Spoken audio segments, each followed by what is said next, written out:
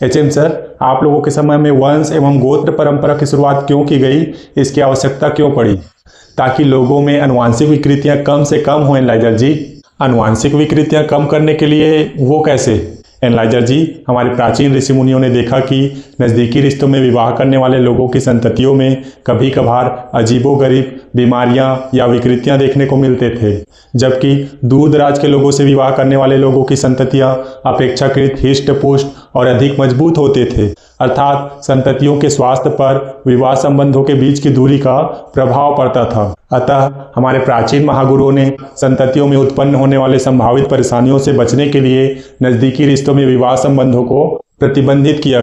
परंतु संबंधों को कई पीढ़ियों तक याद रखना व्यवहारिक रूप से आसान नहीं था।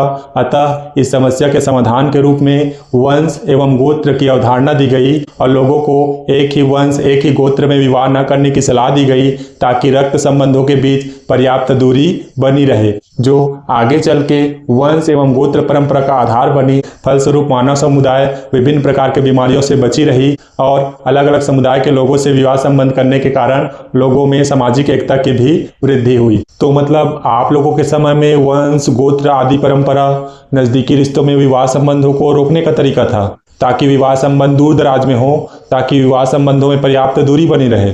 जी हाँ एनालाइजर जी, आपने बिल्कुल सही समझा। यह लोगों को बांटने के लिए नहीं था, बल्कि यह तो लोगों के बीच दूरियों को मिटाने के लिए था, सामुदायिक एकता को सामाजिक एकता को बढ़ाने के लिए था। यदि यह आनुवांशिक बीमारियों के रोकथाम का उनको रोकने का तरीका था, तो यह भारतीय संस्कृति में नज़दीकी रिश्तों में विवाह संबंधों को जघन्य अपराध क्यों बताया गया है?